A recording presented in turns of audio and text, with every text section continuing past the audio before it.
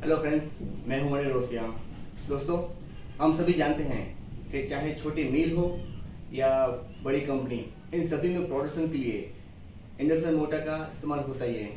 Motor हमारे पास AC होती है, डीसी होती है, सिंगल फेज होती है, थ्री फेज होती है, लेकिन ज़्यादातर three phase induction motor use होती है।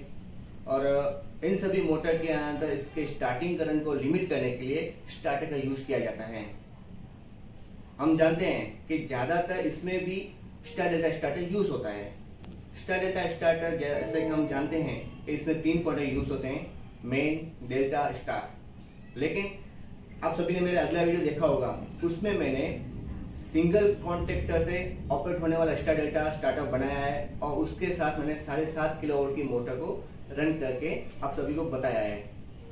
जिन लोगों ने मेरा वीडियो देखा होगा उसमें आपको ये सवाल जरूर हुआ होगा कि उसकी पावर वायरिंग क्या होगी, कंट्रोल वायरिंग क्या होगी।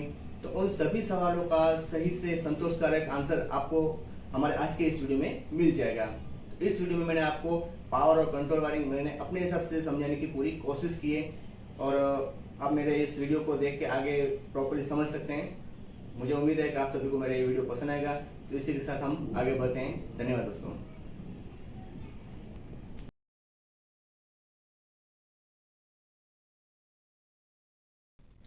दोस्तों, मुझे उम्मीद है कि आप सभी ने मेरा ये वीडियो बहुत ध्यान से देखा होगा, इसे समझने की कोशिश भी की होगी।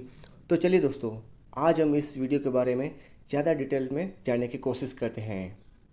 लेकिन इससे पहले इस वीडियो में मैंने जो 7.5 किलोवाट की थ्री फेस इंडक्शन मोटर का मैंने उपयोग किया है, उस मोटर के बारे में थोड़ा सा जान लेते हैं।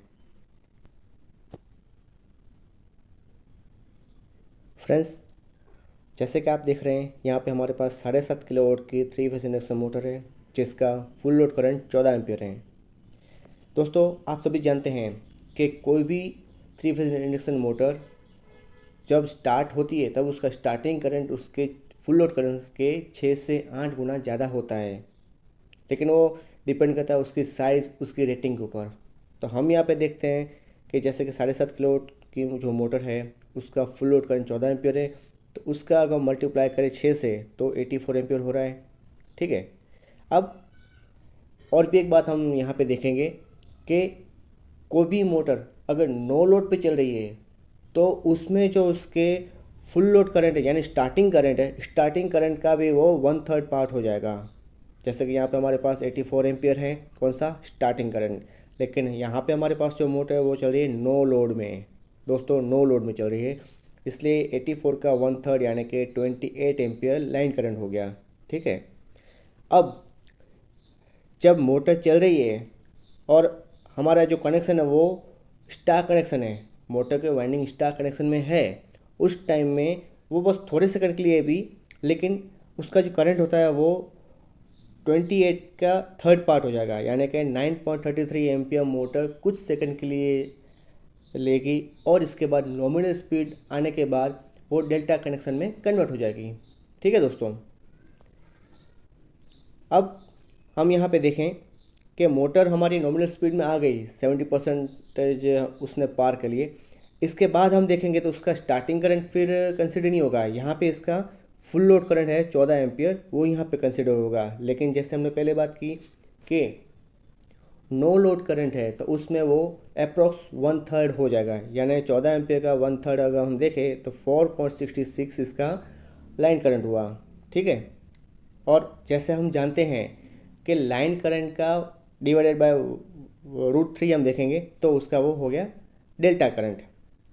तो ये सब डिटेल्स हमारी जो इस मोटर के बारे में हमने आपको बताई, ये आपको यहाँ पे बहुत ध्यान रखने योग्य है। अब इसके साथ हम आगे इसके जो पावर वायरिंग है, कंट्रोल वायरिंग है, उसके बारे में हम देखेंगे, समझेंगे।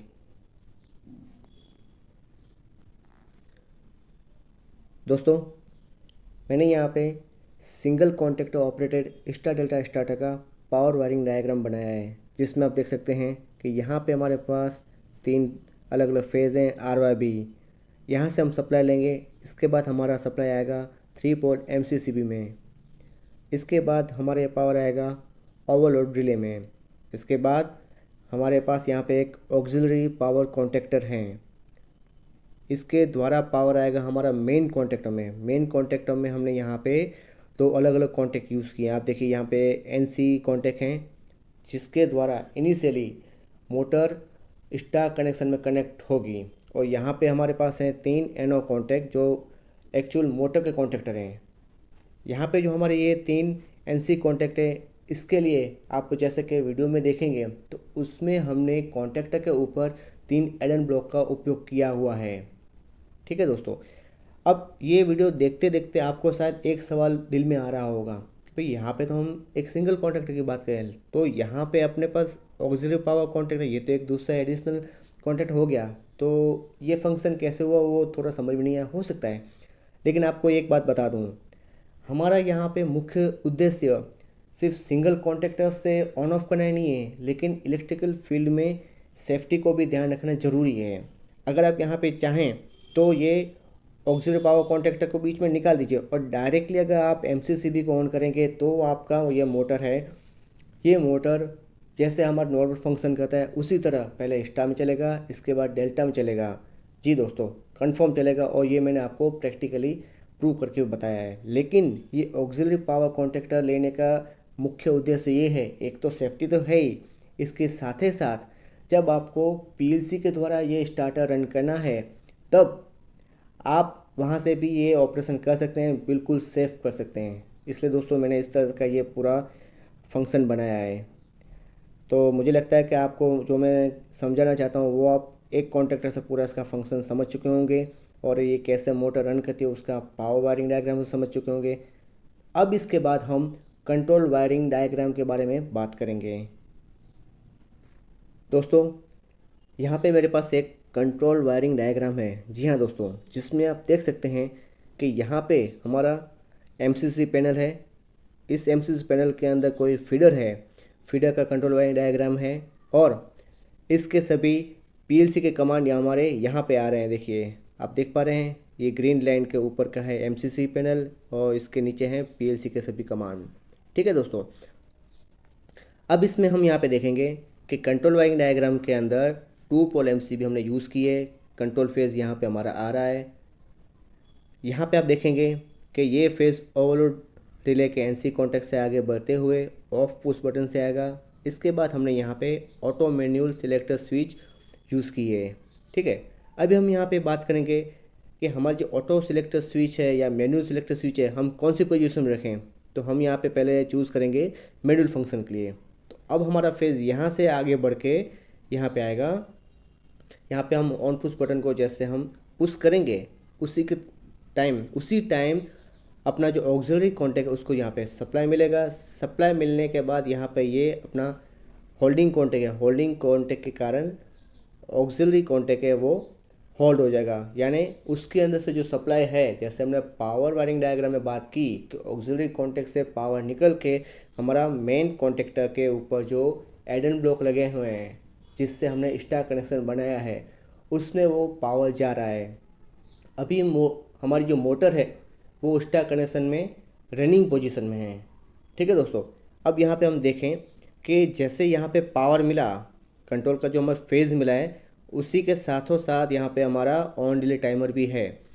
ऑन डिले टाइमर में हम मान लेते हैं कि हमारा सेट टाइम 12 सेकंड का है, तो 12 सेकंड से पहले मोटर स्टार कनेक्शन में चलेगी। ठीक है, जो आपने अभी देखा कि चल रही है। जैसे ही हमारा टाइम ख़त्म होगा, 12 सेकंड ख़त्म होगा, उसके बाद हमारा टाइमर ऑपरेट होगा। और टाइमर का जो यहाँ पे आप देख रहे हैं NO कॉन्टैक्ट NC होगा। NC होते ही हमारा जो मेन कॉन्टैक्ट है वो पिकअप होगा। अब मेन कॉन्टैक्ट पिकअप होते क्या होगा कि उसके ऊपर के जो NC कॉन्टैक्ट हैं, एडन ब्लॉक है, वो NO हो जाएंगे, और मोटर के जो कॉन्टैक्ट हैं NO कॉन्टैक्ट हैं वो NC हो जाएंगे। यानी जैसे हमने पहले बात की कि एक ही कॉन्टैक्टर से स्टार फंक्शन भी होता है और डेल्टा फंक्शन भी होता है। तो जैसे आपने देखा कि टाइमर से पहले 12 सेकंड मोटर स्टार में चली, इसके बाद मोटर डेल्टा में चल रही है। जैसे ही मेन कॉन्टैक्ट ऑपरेट होगा तो हमारे यहाँ पे NO कॉन्टैक्ट NC हो जाएगा, और यहाँ पे हमारा जो कमांड है वो PLC के लिए इनपुट कमांड हो जाएगा।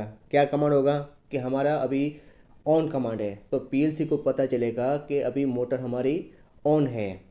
ओवरलोड रिले जब ट्रिप होगी तो ट्रिप का जो हमें फीडबैक है वो हमने पीएलसी को दिया हुआ है। इसी के साथ यहाँ पे हमारा ट्रिप इंडिकेशन भी आ जाएगा। दोस्तों हमने बात की अभी मैनुअल पोजीशन की, अभी हमें ऑटो फंक्शन में भी काम करना है, तो हम सिलेक्टर स्विच को ऑटो पोजीशन पे रखेंगे। इसके बाद क्या होगा कि हमारा जो फेज़ है यहाँ से आके यहाँ पे आगे बढ़ेगा और हमारे पीएलसी को इनपुट कमांड जाएगा रिमोट का, तो पीएलसी को पता चलेगा कि हमें मोटर को रिमोट फंक्शन में चलाना है। तो उस वक्त overload relay, off push button, auto selector switch, इन सभी के बीट हाई होंगे। इसी के बाद हमारा लैडर डायग्राम कंप्लीट होगा और हम जब ऑन कमांड देंगे तो ऑन कमांड देने के बाद हमारा पीएलसी में आउटपुट जनरेट होगा। आउटपुट जनरेट होने के बाद उसका जो रिले बोर्ड है वो रिले ऑपरेट होगी।